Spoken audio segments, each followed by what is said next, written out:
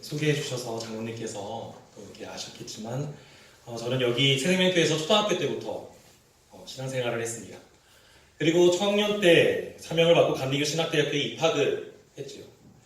저번 주까지 신촌에 있는 연세대학교 앞에 있는 창천교회에서 청년부 수련목을 보내고 내년 4월 목사 안수를 받기 위해 강릉에 있는 샘물교회로 임지를 옮기게 되었습니다.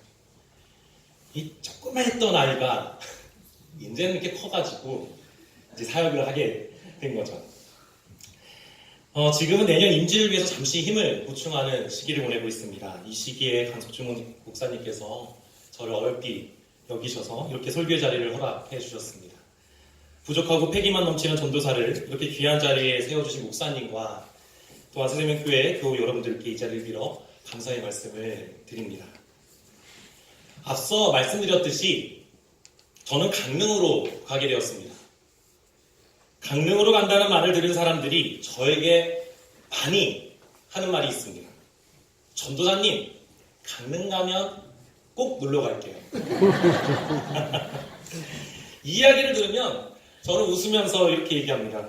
꼭 오신다고 하니 각서 한 장만 씁시다. 못 오시면은 그만한 대가를 치르셔야겠죠 하면서 이렇게 웃으면서 얘기를 했습니다. 농담으로 오고 가는 이야기죠. 강릉으로 꼭 놀러 오겠다는 말의 이면에는 강릉이라는 도시는 여행하기도 참 좋고 놀러 가기도 참 좋은 도시라는 생각이 있기 때문에 더 쉽게 말하는 것 같습니다. 여행을 생각하며 많은 사람들이 두근두근 거립니다. 여름 휴가철이 되면 바다로 놀러 가시는 분들도 많습니다. 요즘 청년들은 해외로도 많이 놀러 가죠. 저는 제주도를 참 좋아합니다. 그래서 휴가가 있거나 쉬는 날이 있으면 제주도를 기회 있을 때마다 놀러 가기도 하죠. 복잡한 서울을 떠나서 자연을 바라보면 그렇게 마음이 편안해지고 시원한 바람과 풀이 손뼉을 치는 듯한 소리를 들으면 참 잘 왔다라는 마음이 듭니다. 저에게 여행의 제일 순위 장소가 제주도이죠. 여러분들의 여행의 장소는 어디입니까? 어떤 분들은 정겨운 고향이라고 생각할 수 있습니다. 또 어떤 분은 자신이 경험하지 못했던 외국의 도시를 떠오르는 분들도 계시겠죠. 맑은 하늘이 보이고 자연이 살아 숨쉬는 곳을 마음에 품고 계시는 분들도 계실 겁니다. 이렇듯 많은 사람들이 각기 마음에 품는 장소가 있습니다. 그래서 그런가 요즘 인기 있는 TV 프로그램을 보면 국내든 혹은 해외로 여행을 가는 프로그램들이 많이 있죠. 현대 사람들이 떠나고 싶어하는 그 현상을 참 대변해주는 일이라 생각을 합니다. 오늘 본문의 주인공인 바울 또한 정말로 가고 싶어하는 장소가 있었습니다. 그곳은 로마입니다. 그리고 오늘 본문에서는 바울이 로마로 떠나는 여정이 적혀있는 본문입니다. 사도행전 27장은 로마로 구성되어가는 바울의 모습으로 시작되어 있습니다. 바울은 그리스도를 믿고 전한다는 이유로 죄수가 되었죠. 그런데 오늘 본문의 앞장인 26장 31절에 보면 이렇게 되어 있습니다. 이 사람은 사형이나 결박을 당할 만한 행위가 없다. 바울은 자신이 죄를 짓지 않는 죄인이 아님을 알고 있었습니다. 그리고 바울을 재판한 모든 사람들도 입을 모아서 이 사람은 사형이나 결박을 당할 만한 사람이 아니다 라고 얘기하는 거죠. 사실 바울은 석방되어야 마땅합니다. 그런데 32절을 보면 이 사람이 만일 가이사에게 상소하지 아니하였더라면 이라는 구절이 있습니다. 바울은 로마 시민권자이죠. 당시의 법에 의하면 로마 시민권자는 로마 황제에게 재판을 받을 수 있는 권한이 있었습니다. 자신이 요청하면 로마 황제에게 재판을 받을 수 있는 거죠. 고로 바울은 로마 황제에게 가서 재판을 받겠다고 요청했습니다. 무죄이고 석방을 받아야 하는 바울이 스스로 요청하여 로마 황제에게 재판을 받겠다고 한 것입니다. 그리하여 바울은 자신이 마음을 품고 있던 로마로 떠나게 됩니다. 27장 1절에 보면 바울은 율리오라는 사람을 만납니다. 그 사람은 백부장이죠. 군인입니다. 100명을 거닐 수 있는 군인이죠. 그 감독하에 배에 올라타게 됩니다. 그 배를 타고 무랑이라는 곳에 도착을 합니다. 그리고 그곳에 다시 한번 배를 또 갈아타게 되죠. 그리고 다시 항해를 시작을 하는데 분위기가 심상치 않은 거예요. 7절에 보면 이렇게 되어 있습니다. 배가 더디가 여러 날 만에 간신히 니도 맞은편에 이르러 풍세가 더 허락하지 아니하노라. 사나운 날씨를 만나서 배가 더디가기 시작합니다. 항로를 유지하기가 불가능한 상황이죠. 그래서 간신히 니도 맞은편에 도착을 합니다. 그 곳에 도착을 했는데 원래 계획했던 날보다 미뤄졌겠죠. 풍랑이 왔으니까. 많은 시간을 허비해서 미양이라는 곳에 도착합니다. 그런데 엎친 데 덮친 격으로 이스라엘 백성들이 의무적으로 1년에 한 차례 금식하며 회개했던 대속죄일에 걸리게 되었습니다. 바울이 누굽니까? 전도 여행을 수십 번 다녔던 사람이잖아요. 전도 여행으로 경험이 풍부했던 바울이 주장을 합니다. 내가 보니까 이 화물과 배만 아니라 우리 생명에도 큰 손해가 있을 것 같다. 그러니까 이제 더 이상 이 항해를 하지 말고 여기서 쉬었으면 좋겠다라고 말을 합니다. 근데 이 주장을 들은 백부장이요. 그 백부장이 바울의 말이 아니라 선장과 선주의 말을 더 믿었습니다. 그 이유가 12절에 나옵니다. 그 항구가 겨울을 지내기에 불편함으로 거기서 떠나 아무쪼록 베넥스에 가서 겨울을 지내자 하는 자가 더 많으니. 겨울을 지내기에 불편함으로. 미양이라는 항구는 겨울을 지내기에 불편한 곳이었나 봅니다. 아무래도 편의시설이 잘 갖추어지지 않은 곳이겠죠. 그런데 그 항구에 도착하는 것도 겨우겨우 도착을 했는데 금식하는 절기도 걸리고 힘들어하는 상황인데 불편하니까 떠나겠다라는 겁니다. 베닉스라는 곳은 그곳은 더 편하고 더 편의시설이 잘 되어 있는 곳입니다. 우리들의 모습과 비슷하지 않습니까? 지금 있는 곳에 더 편한 곳으로 더 살기 좋은 곳을 소망하고 많이들 사람들은 이동하려고 합니다. 그러다 보니 자신의 상황에서 욕심을 부를 때가 많죠. 그렇게 욕심을 내며 이동하면 어떻게 됩니까? 큰 화를 당할 때가 종종 있습니다. 지금 그 배의 사람들이 자신들이 더 편한 곳에서 쉬기 위해서 자신의 상황을 제대로 파악하지 못하고 있는 거죠. 그리고 혹시나가 역시나가 되었습니다. 그들은 미양을 떠납니다. 14절에 보면 얼마 안 되어 섬 가운데로부터 유라글로라는 강풍이 크게 일어나게 됨을 볼 수가 있습니다. 배가 바람에 밀리기 시작합니다. 통제를 벗어나서 항해를 하는 것이 아니라 바람에 떠다니는 나뭇잎처럼 떠다니고 있습니다. 그렇게 떠밀려 다니다가 16절에 가우다라는 작은 섬을 발견합니다. 얼마나 희망에 찾겠습니까? 저곳에 배를 정착하자. 그곳에 대피하려고 하는데 이게 어떻게 된 겁니까? 그 주변에 모래톱과 바위가 많아서 접근을 하지 못하는 거예요. 바람이 너무 많이 부니 배가 다른 곳에서 부딪힐 수도 있고 하니까 닻을 내리게 됩니다. 바다 한가운데에 닻을 내리게 됩니다. 이튿날에도 풍랑이 심하게 붑니다. 사공들이 이제서야 상황이 죽을 수도 있겠구나 하는 상황이 되니까 짐을 풀어 바다에 던지기 시작을 합니다. 어떻게든 배를 가볍게 해야지 이 침몰이 안 되잖아요. 그러니까 배를 있는 짐을 다 바다에 던집니다. 그리고 사흘째가 됐어요. 그때는 어떻게 합니까? 식료품까지, 먹을거리 것까지 다 버립니다. 제가 지금까지 여기 말씀드린 사항이 오늘 본문의 14절에서 19절 5절에 걸쳐서 설명이 되어 있습니다. 이 짧은 글로 적혀있지만 절박함이 묻어나지 않습니다. 사흘 동안 죽을 고비를 맞이하고 있었죠. 자신의 생필품과 모든 것들을 버린 것입니다. 이제는 내 주위에 있는 모든 것들이 중요하지 않죠. 오로지 자신이 살아야 한다는 생각만이 모두의 마음을 사로잡고 있습니다. 이들의 마음이 20절에 고백되어 있습니다. 여러 날 동안 해도 별도 보이지 아니하고 큰 풍랑이 그대로 있음에 구원의 여망마저 없어졌다. 구원의 여망마저 없어졌다. 이 말씀을 세 번을 해서는 우리는 살아남으리라는 희망을 점점 잃었다. 자신이 살아가는 희망이 점점 사라지고 있습니다.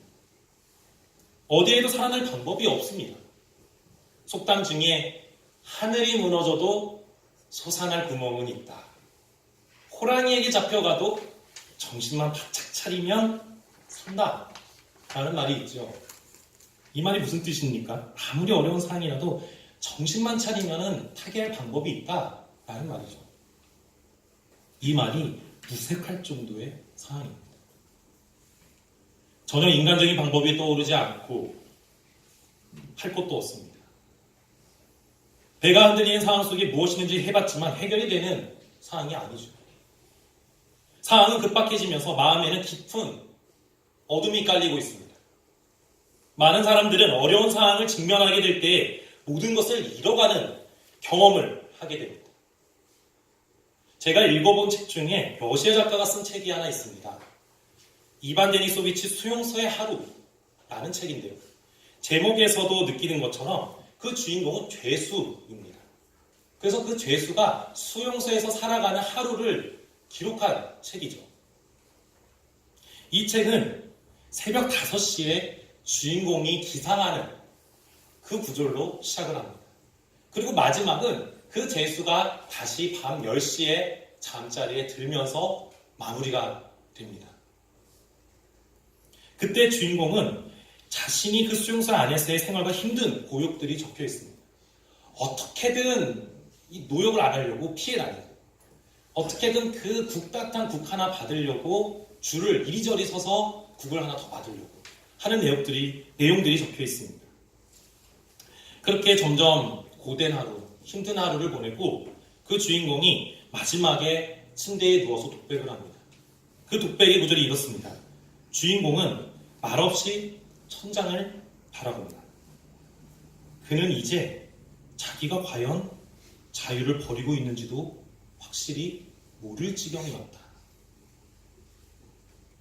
자기가 자유를 버리고 있는지 모를 정도의 고백이 흘러들이고 있습니다. 저는 이 책을 읽으면서 우리들의 모습을 보게 되었습니다. 우리들도 하루하루 살아가는 존재 아닙니까? 하루 동안 많은 일들을 겪게 됩니다.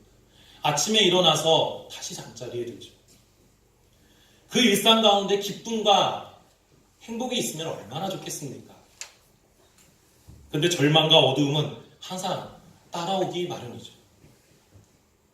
오늘 본문에서 그 배 안의 사람들처럼 우리들은 희망이 없다고, 더 버려야 된다고, 포기하고 무력함 속에 살아갈 때가 있지 않습니까? 저는 창천교회 청년부에서 사역을 했습니다. 처음에 청년들을 만나게 될 때 두려움이 있었습니다. 창천교회가 연세대 앞에 있다 보니까 똑똑하고 잘 살고 이런 청년들이 과연 이 감신대 나온 전도사를 잘 맞이해 줄까? 라는 두려움과 걱정이 먼저 앞섰습니다. 걱정거리가 없는 청년들인 줄 알았어요. 상위 몇 프로에 내놓으라 하는 그 청년들이 있는 거예요. 그래서 요즘 청년들이 놀기 바쁘다고 말하는 분들도 종종 있습니다. 하지만 저는 그 얘기를 들으면 아닙니다 라고 얘기해요. 저는 이렇게 바쁘고 힘들게 살아가는 사람을 처음 봤습니다. 대학생들이요. 레포트와 시험 준비, 그리고 졸업 준비를 하기 위해서 밤을 새는 것은 기본입니다. 대학교 방학이요. 방학이라는 말이 무색합니다. 더 바빠요. 알바하고 또 자기 자격증 따야 되고 취업을 준비하는 사람들은 또 어떻습니까? 한 회사에 취업을 하기 위해서는 100통은 넘게 자기소개서를 써야 합니다. 한 회사에 취직하기 위해서. 그렇게 어렵고 힘들게 살아가는 청년들을 좀 봤습니다. 근데 눈길을 돌려서 여러분들을 봅니다. 여러분들은 어떻습니까? 인생의 풍파와 역경을 이루 말할 수 없을 정도로 맞고 버티며 살아오지 않으셨습니까? 어떻게든 이 역경을 이겨내보려고 이를 안 물어봅니다. 하지만 힘만 빠질 때가 더 많죠. 너무 이를 안 물어서 턱이 아플 정도로 그렇게 힘들게 살아왔는데 사랑이 그렇게 좋아지지 않는 거예요. 식료품도 버리고 짐도 버리고 모든 것을 버리게 되는 상황입니다. 희망이 있어서 그 섬이 보여가지고 가려고 하는데 못 나가는 거예요. 모래톱과 바위가 너무 많아서 못 나가는 상황입니다. 오늘 본문에서 폭풍성에서 죽어가는 이들의 외침이 저의 마음속에 너무 친숙하게 울려 퍼집니다. 낯설지가 않죠. 그런데 이렇게 어려운 상황 속에서 바울이 홀로 외치고 있습니다. 25절입니다. 그러므로 여러분이여 안심하라. 나는 내게 말씀하신 그대로 되리라고 하나님을 믿노라. 공동본에서는 이렇게 고백합니다. 그러니 여러분 기운내십시오. 나는 하느님께서 일러주신 대로 모든 일이 이루어지리라 믿습니다. 바울의 이 외침, 아니 이 바울의 모습이 제 마음에 햇빛처럼 따스하게 퍼집니다. 바울의 이 외침은 모든 상황이 끝나고 난 뒤에 외친 것이 아닙니다. 상황이 끝나고 모든 상황이 잔잔해질 때가 아니죠. 바울의 상황도 그 배에 있는 사람과 마찬가지입니다. 폭풍이 몰아치고요. 짐을 버리고요. 제대로 음식을 먹을 수 없는 상황입니다. 바울도 그 곳에 있는 많은 사람들과 똑같은 죽을 고비가 찾아오고 있는 상황입니다. 그때 별 하나 없는 어둠 속에 있을 때 많은 사람은 죽겠다고 힘들다고 다 버려야 된다고 절박한 소리를 외치고 있는 그 속에서 바울은 무엇을 외칩니까? 안심하라. 하나님께서 모든 일을 이루실 것입니다. 하나님께서 말씀한 대로 이루실 것을 선포합니다. 그 이유가 무엇입니까? 24절입니다. 바울아 두려워하지 말라. 내가 가이사 앞에 서야 하겠고 또 하나님께서 너와 함께 항해하는 자를 다 내게 주셨다 하셨으니 바울은 하나님이 주신 그 약속을 믿고 붙잡고 있었습니다. 그러니 그 약속으로 인해 바울은 그 배 안의 사람들 절대로 죽지 않을 거다라는 믿음이 있었죠. 사랑하는 성도 여러분, 우리들은 어디론가 정처 없이 흘러가는 존재들이 아닙니다. 우리들은 확실한 곳을 향해 나아가고 있습니다. 하나님께서 주신 그 약속이요. 하나님께서 주신 그 천국을 향해 우리는 이 땅에서 살아가는 그리스도인들입니다. 그 길이, 그 나아가는 길이 사실은 그렇게 녹록지 않습니다. 어려움이 많죠. 많은 사람들이 살아가기 어렵다고 합니다. 직장에서나 학교에서나 혹은 가정에서 다양한 이유로 인해 너무나 어렵다고 아우성을 치고 있습니다. 많은 소리들이 들리고 있죠. 거기에 그리스도인은 예수님을 믿는 신앙으로 살아갈 때 더 어려울 때가 많습니다. 신앙인으로 살아갈 때 모든 것을 던지고 싶을 때가 많죠. 그럴 때 그 바울이 배 안의 모든 일에게 선포했던 그 말을 잊지 않으시길 바랍니다. 25절 그러므로 여러분이여 안심하라. 나는 내게 말씀하신 그대로 되리라고 하나님을 믿노라. 26절입니다. 그런즉 우리가 반드시 한 섬에 걸리리라. 하나님의 소명의 말씀을 품고 살아가는 저와 여러분 되길 소망합니다. 절망 속에서도 희망을 주시는 하나님을 붙잡기를 소망합니다. 절망 속에서 그리스도인으로 살아가는 나의 절망을 세상의 빛과 소금으로 바꿔주시는 예수님을 믿기를 바랍니다. 그러므로 흔들림 없는 담대한 발걸음을 옮기기 시작하기 바랍니다. 그 담대한 발걸음이 마지막이 어떻게 되겠습니까? 27장 마지막 44절은 이렇게 마무리를 짓고 있습니다.